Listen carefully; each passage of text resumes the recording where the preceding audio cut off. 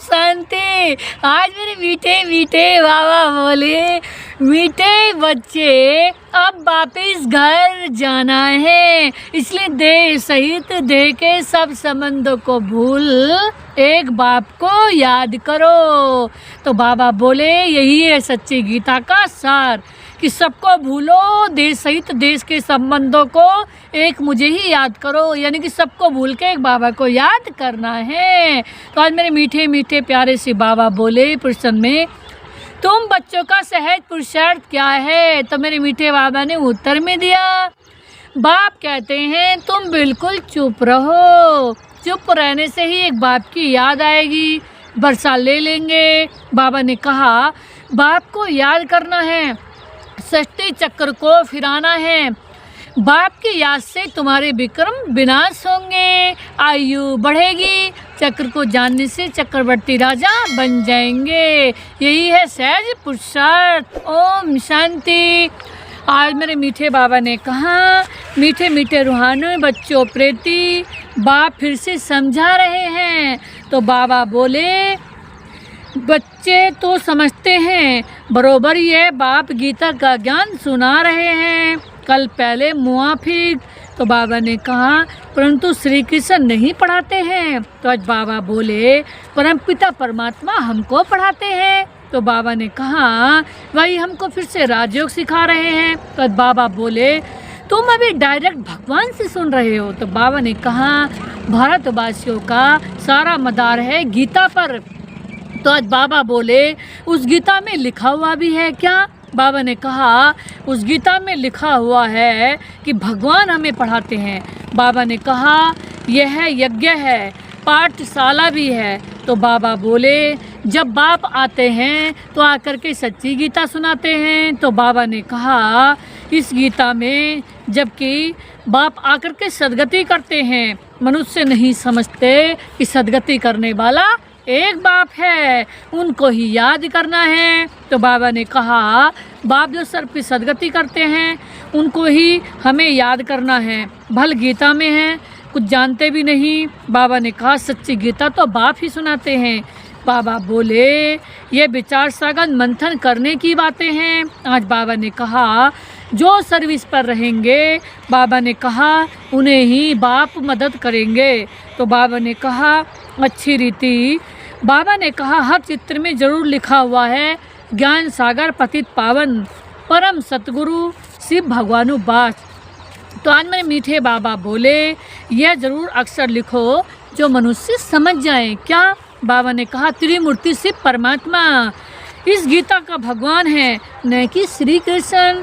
तो गीता किसने लिखी?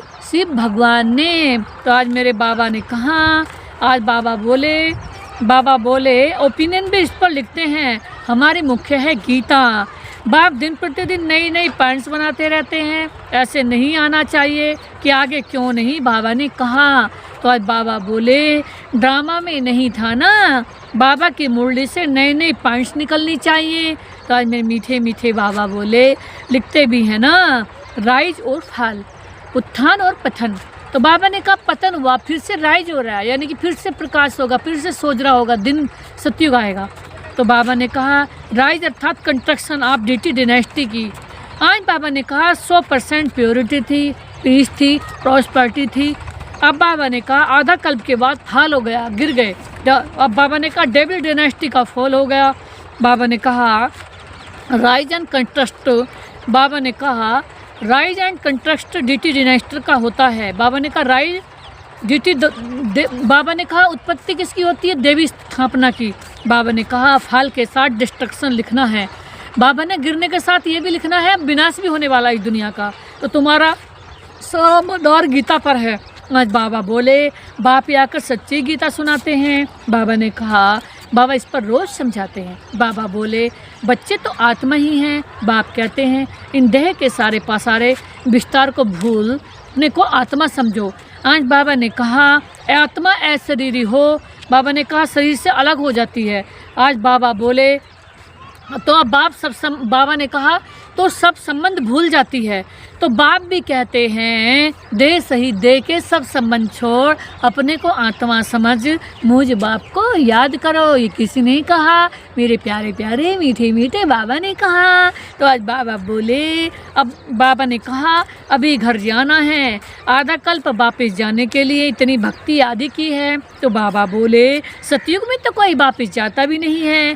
बाबा ने कहा सतयुग में कोई वापस जाने का पुरुषार्थ ही नहीं करते, वहाँ तो सुख ही सुख है। गाते भी है ना, दुख में सिमरण सब करें, सुख में करे ना कोई। बाबा ने कहा अभी सतयुग का किसी को ज्ञान नहीं है, सतयुग में जाने के लिए पुरुषार्थ बहुत कम करते हैं। केवल हम विशेष बच्चे हैं बाबा के, सतयुग में जाने के लिए पुरुषार्थ करते हैं। तो बाबा ने कहा परंतु सुख में सब, बाबा ने कहा परंतु सुख कब है, दुख कब है, यह नहीं समझते। हमारी सब बातें गुप्त हैं, हम हैं रूहानी मिलिट्री ना। तो बाबा बोले शिव बाबा की शक्ति सेना है, इसका अर्थ कोई समझ ना सके। देवियों आदि की कितनी पूजा होती है। बाबा ने कहा परंतु कोई की बायोग्राफी को नहीं जानते हैं। जिनकी पूजा करते हैं बाबा ने कहा उनकी बायोग्राफी को जानना चाहिए। आज बाबा बोले पूछते हैं शिव की पूजा है ना, फिर ब्रह्मा विष्णु शंकर की, फिर लक्ष्मी नारायण, फिर राधे कृष्ण का मंदिर है, और तो कोई है ही नहीं। एक ही शिव बाबा पर कितने कितने भिन्न नाम रख दिए हैं। अभी बाबा ने कहा अभी तुम्हारी बुद्धि में सारा चक्कर है, ड्रामा में मुख्य एक्टर्स भी होते हैं। आज बाबा ने कहा वह हद का ड्रामा, यह है बेहद का ड्रामा, इसमें मुख्य कौन कौन है ये तुम ही जानते हो। तो उससे तो क्या देते हैं ना, राम जी संसार बना ही नहीं है। तो बाबा ने कहा इस पर भी एक शास्त्र बनाया है ना, अर्थ कुछ भी नहीं समझते। बाबा ने कहा बाप ने तुम बच्चों को बहुत सहज पुरुषार्थ सिखाया है। बाबा ने क्या कहा, सबसे पहले है सहज पुरुषार्थ, तुम बिल्कुल चुप रहो, चुप रहने से ही बाप का बरसा लेंगे, बाप को याद करना है। बाबा ने कहा विक्रम विनाश होंगे। बाबा ने कहा तुम निरोगी बनेंगे, आयु भी बड़ी होगी। आज बाबा बोले चक्र को जानने से चक्रवर्ती राजा बनेंगे। तो बाबा ने कहा अभी हो नरक के मालिक, फिर स्वर्ग के मालिक बनेंगे। तो बाबा ने कहा स्वर्ग के मालिक तो सब बनते हैं ना, फिर उसमें है पद। बाबा ने कहा जितना आप सामान बनाएंगे उतना ऊंच पद मिलेगा। तो बाबा ने कहा, आज बाबा ने कहा इतना ऊंच पद मिलेगा। तो बाबा ने कहा, आज बाबा ने एक बहुत अच्छी बात बताई कि अविनाशी ज्ञान रत्नों का दान ही नहीं करेंगे तो रिटर्न में क्या मिलेगा। जब कोई साहूकार बनते हैं तो कहा जाता है इसने पास्ट जन्म में दान पुण्य अच्छा किया है। तो बाबा ने कहा अभी बच्चे जानते हैं रावण राज्य में तो सब पाप ही करते हैं। तो बाबा बोले सबसे पुण्य आत्मा है श्री लक्ष्मी नारायण, फिर हम भी ऐसा बन रहे हैं। हाँ ब्राह्मणों को ऊंच रखेंगे जो सबको ऊंच बनाते हैं। आज बाबा ने कहा वह तो है प्रारब्ध, ये ब्रह्मामुख बंसावली ब्राह्मण कुलभूषण श्रीमत पर ये श्रेष्ठ कर्तव्य करते हैं। तो आज बाबा बोले ब्रह्मा का नाम ही है मुख्य है। तो आज बाबा ने कहा त्रिमूर्ति ब्रह्मा कहते हैं, अभी तो तुमको हर बात में त्रिमूर्ति शिव कहना पड़े। तो बाबा ने कहा, आज बाबा ने कहा ब्रह्मा द्वारा स्थापना हो रही है, शंकर द्वारा विनाश हो रहा है, ये तो गायन है ना, विराट रूप भी बनाते हैं। तो बाबा बोले परंतु उसे न शिव को दिखाते हैं, उसमें न शिव को दिखाते हैं न ब्राह्मणों को दिखाते हैं। आज बाबा ने कहा यह भी तुम बच्चों को समझाना है ना, तुम्हारे में भी अर्थात इतनी मुश्किल कोई की बुद्धि में बैठता है।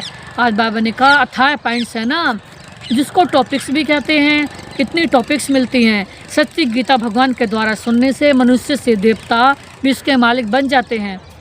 आज बाबा ने कहा टॉपिक कितनी अच्छी है परंतु समझाने की भी अकल चाहिए ना। आज बाबा बोले ये बात क्लियर लिखना चाहिए। बाबा ने कहा जो मनुष्य समझे और पूछे। बाबा ने कहा कितना सहज है, एक एक ज्ञान की पॉइंट्स लाखों करोड़ों की है, किससे तुम क्या बनते हो। आज बाबा बोले तुम्हारे कदम में पदम है, इसलिए देवताओं को भी पदम का फूल दिखाते हैं ना। बाबा ने कहा तुम ब्रह्मामुख बंसावली ब्राह्मणों का नाम ही गुम कर दिया है। आज बाबा ने कहा वे ब्राह्मण लोग कच्छ में पूरम गीता लेते हैं, अभी तुम हो सच्चे ब्राह्मण। तो बाबा ने कहा तुम्हारी बुद्धि में है सत्यम। तो बाबा बोले उनके कच्छ में है कुरम। तो आज बाबा ने कहा तो तुमको नशा चढ़ना चाहिए, हम तो श्रीमत पर स्वर्ग बना रहे हैं। तो बाबा राजयोग सिखा रहे हैं, तुम्हारे पास कोई पुस्तक नहीं है लेकिन ये सिंपल बैज ही तुम्हारी सच्ची गीता है ना, इसमें त्रिमूर्ति का चित्र भी है। तो आज बाबा ने कहा तो सारी गीता इसमें आ जाती है। बाबा बोले सेकंड में सारी गीता समझाई जाती है ना, इस बैच द्वारा सेकंड में किसको भी समझा सकते हो। तो आज बाबा ने कहा ये तुम्हारे बाप भी हैं, इनको याद करने से तुम्हारे पाप भस्म होंगे। किससे? मेरे शिव बाबा की याद से। ट्रेन में जाते हैं, चलते फिरते कोई भी मिले तो तुम उनको अच्छी रीति समझाओ। तो बाबा बोले कृष्णपुरी में तो सब जाना चाहते हैं, इस पढ़ाई से यह बन सकते हो, पढ़ाई से ही राजधानी स्थापन हो रही है। तो बाबा ने कहा तुम कहीं भी जाओ, वहाँ जाकर के भी ज्ञान सुनाओ। तो बाबा ने कहा तुम जानते हो हम राजयोग सीखते हैं भविष्य 21 जन्मों के लिए। कितनी अच्छी पढ़ाई है, सिर्फ रोज़ 1 घंटा पढ़ो, बस वह पढ़ाई तो 4-5 घंटे के लिए होती है। ये 1 घंटा भी एक घंटा भी बस है। सो भी सवेरे का टाइम ऐसा है ना। बाबा ने कहा जो सबको फ्री है। बाबा ने कहा जो सबको फ्री है, बाकी कोई बांधेले हैं, सवेरे नहीं आ सकते हैं तो और टाइम रखे हैं। आज बाबा ने कहा बैज लगा हुआ हो, कहाँ भी जाओ यह पैगाम देते जाओ। अखबारों में तो बैज डाल नहीं सकते हैं ना। आज बाबा बोले एक तरफ का डाल सकेंगे। बाबा ने कहा मनुष्य ऐसे तो समझ भी नहीं सकेंगे। आज बाबा ने कहा सिवाय समझाने के। आज बाबा बोले है बहुत सहज, ये धंधा तो कोई भी कर सकते हैं। आज बाबा ने कहा अच्छा खुद भल याद भी न करे, दूसरों को याद दिलावे। तो बाबा ने कहा वह भी अच्छा है। दूसरों को कहेंगे देवाभिमानी बनो और खुद देवाभिमानी होंगे। बाबा ने दूसरों को कहेंगे आत्माभिमानी बनो, अगर खुद देह में होंगे तो कुछ न कुछ विक्रम भी होता रहेगा। आज मेरे बाबा बोले पहले तूफान तो आते हैं ना मनसा में, फिर करमना में आते हैं। मनसा में बहुत आएंगे, उस पर बुद्धि से काम लेना है। आज मेरे मीठे मीठे से बाबा बोले बुरा काम कभी नहीं करना है, अच्छा कर्म करना है। तो आज बाबा ने कहा संकल्प अच्छे भी होते हैं तो बुरे भी होते हैं। तो बाबा ने कहा बुरे को रोकना चाहिए, बुरे को रोकना चाहिए। ये बुद्धि बाप ने दी है ना, दूसरा कोई समझ ना सके वह तो रॉन्ग काम ही करते हैं। बाबा ने कहा तुमको अभी राइट काम ही करना है, अच्छे पुरुषार्थी से राइट काम होता है। बाप तो हर बात बहुत अच्छी रीति समझाते हैं। बाबा हर बात क्या समझाते हैं? अच्छी रीति। तो बाबा ने कहा बाबा तो अच्छी है, बाबा तो एवर अच्छे हैं। बाप एक ऐसे कभी भूल नहीं करते। बाबा ऐसे जो कभी भूल नहीं करते। तो अच्छा मीठे मीठे सिक्के दे बच्चों प्रति माता पिता बाप दादा का याद प्यार, गुड मॉर्निंग, नमस्ते बाबा, नमस्ते, शुक्रिया बाबा, शुक्रिया मेरे बाप दादा जो आपने दिया उसके लिए आपका था पद्मा शुक्रिया। धारणा के लिए मुख्य सार है पहली पॉइंट से ये एक अविनाशी ज्ञान रतन लाखों करोड़ों रुपए का है। आज बाबा ने कहा है कि ज्ञान रतन लाखों करोड़ों रुपए का है। बाबा ने कहा करोड़ों रुपए का ज्ञान रतन है, इसीलिए इन्हें दान कर कदम कदम पर पद्मों की कमाई जमा करनी है। बाबा ने कहा पद्म कितने होते हैं? बहुत, अनंत। तो आज बाबा ने कहा आप समान अनाथ बनाकर ऊंच पद पाना है, आप समान बना करके। तो आज बाबा ने कहा हमारी कमाई क्या हो रही है, किसी को जहाँ भी जाए हम ज्ञान सुनाते रहें, खूब नशे से सुनाना है हम। अब हमने सोच लिया जहाँ भी जाएंगे ज्ञान ही ज्ञान सुनाएंगे। तो बाबा ने कहा था हमारी गुप्त रूप में क्या हो रही है? कमाई जमा हो रही है, पद्मों रुपए की गुप्त रूप में हमारे भाग्य जमा हो रहा। तो बाबा ने कहा विक्रमों से बचने के लिए देवाभिमानी रहने का पुरुषार्थ करना है। मनसा में कभी बुरे संकल्प न आए, उन्हें रोकना है, अच्छे संकल्प चलाने हैं। कर्मेंद्रियों से कभी कोई उल्टा कर्म नहीं करना है। आज मेरे मीठे मीठे बाबा ने वरदान में दिया है रूहानियत के प्रभाव द्वारा फरिश्तेपन का मेकअप करने वाले। बाबा ने कहा सर्वकिश नहीं भव। आज मेरे बाबा ने कहा रूहानियत के प्रभाव द्वारा फरिश्तेपन का मेकअप करने वाले। आज कौन सा मेकअप कर रहा है? लोग तो इतने पैसे उड़ाते हैं मेकअप में, हमें तो फ्री का मेकअप मिला है।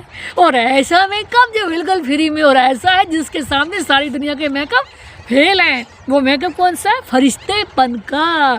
सदा लाइट बन कर रहो। लोग लाइटें दिखाना तो चाहते हैं, चमकी लगाते हैं, चमकी में से लाइट निकलती है। और यहाँ तो हम है ही लाइट, है ही फरिश्ते। हमें कोई कहीं से पैसों में लाइट लानी नहीं पड़ेगी, हम तो है ही लाइट। हमें ओरिजिनली में जा रहे हैं कि हम लाइट ही हैं।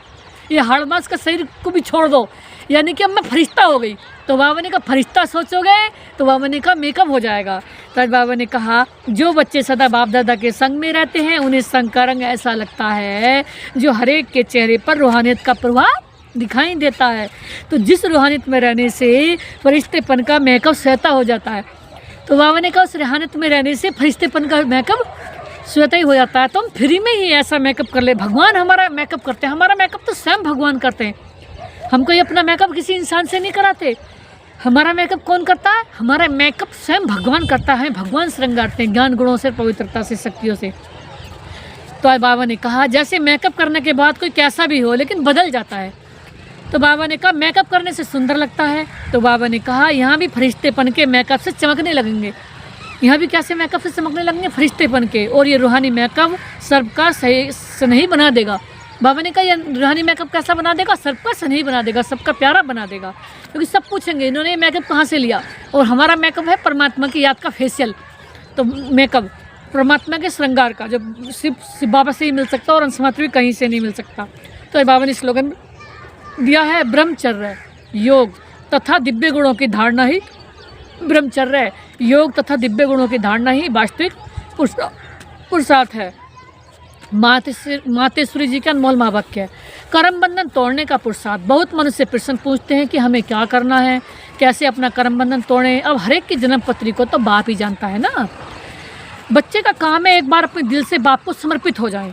बाबा ने कहा अपनी जवाबदारी उनके हाथ में दे देवें, फिर वो हर एक को राय देंगे कि कैसे। बाबा ने कहा कि तुमको क्या करना है, सहारा भी प्रैक्टिकल में लेना है, बाकी ऐसे नहीं सिर्फ सुनते रहो और अपनी मत पर चलते रहो। बाबा ने कहा नहीं, बाप साकार है तो बच्चों को भी स्थूल में पिता, गुरु, टीचर का सहारा लेना है। ऐसे भी नहीं आज्ञा मिले और पालन न कर सकें। बाबा ने कहा तो और ये अकल्याण हो जाएगा। बाबा ने कहा फरमान पालन करना है और हिम्मत भी चाहिए। तो बाबा ने कहा हिम्मत चलाने वाला तो रजमबाज है। बाबा ने कहा जो जानता है इसका कल्याण किस में है तो वह ऐसे डायरेक्शन देगा। आज बाबा ने कहा कि कैसे कर्म बंधन तोड़ें। कोई को फिर ये ख्याल नहीं आना चाहिए कि फिर बच्चों आदि का क्या हाल होगा। इसमें कोई घर बार छोड़ने की बात नहीं है। बाबा ने कहा ये तो थोड़े से बच्चों का ड्रामा में पार्ट है, पार्ट तक तोड़ने का। बाबा ने कहा कई बच्चे कहते हैं अब हम क्या करें, कैसे करें। बाबा ने कहा बाबा के आगे सारी दिल की बातें बाबा को समर्पित कर दो, बस बाबा राय देंगे तुम्हें कैसे सेवा करनी है। क्योंकि कई बच्चों का दिल से सेवा करने का उमंग होता है। तो बाबा ने कहा सभी माता बहन भाइयों को सेंटर पर आकर नहीं बैठना है, क्योंकि फिर दुनिया के काम कौन करेगा है। लेकिन बाबा ने कहा तुम बाबा को अपनी राय दे दो कि बाबा हम कैसे सेवा करें, तो बाबा अपना आप सबकी राय दे देंगे। आज बाबा ने कहा फिर कई डरते हैं कि मगर परमात्मा को जाना है, डरो नहीं। अब छोड़ने की बात है नहीं है, परमात्मा को सिर्फ जानना है, डरो नहीं, हिम्मत रखो। बाकी जो डरते हैं वो खुद खुशी में नहीं रहते, न फिर बाप के मददगार बनते हैं। यहाँ तो उनके साथ पूरा मददगार बनना है। जब जीते जी मरेंगे तभी मददगार बनेंगे। कहाँ भी अटक पड़ेंगे तो फिर वो मदद देकर पार करेंगे। तो बाबा के साथ साथ मनसा वाचा करना, मददगार होना है। आज बाबा ने कहा इसमें जरा भी मोह की रग नहीं हो तो वो गिरा देगी। हिम्मत रखो और आगे बढ़ो। कहाँ हिम्मत में कमज़ोर होते हैं तब मुँह पड़ते हैं, इसलिए अपनी बुद्धि को बिल्कुल पवित्र बनाना है। आज बाबा ने कहा विकार का जरा भी अंश ना हो। मंजिल कोई दूर है क्या, मगर चढ़ाई टेढ़ी है, लेकिन बाबा ने कहा बाप का सहारा लो तो थकावट नहीं होगी। ओम शांति। अव्यक्त इशारे में है सत्यता और सभ्यता रूपी कल्चर को अपनाओ। आपका बोल और स्वरूप दोनों साथ साथ हों। बोल स्पष्ट हो, इसमें स्नेह भी हो, नम्रता भी हो, मधुरता भी हो, सत्यता भी हो, लेकिन स्वरूप की नम्रता भी हो। इसी रूप में बाप को प्रत्यक्ष कर सकेंगे। निर्भय हो लेकिन बोल मर्यादा के अंदर हो। बाबा ने कहा शब्द कड़े नहीं मीठे हो, मीठे बाबा की मीठी याद रहे। ओम शांति, ओम शांति।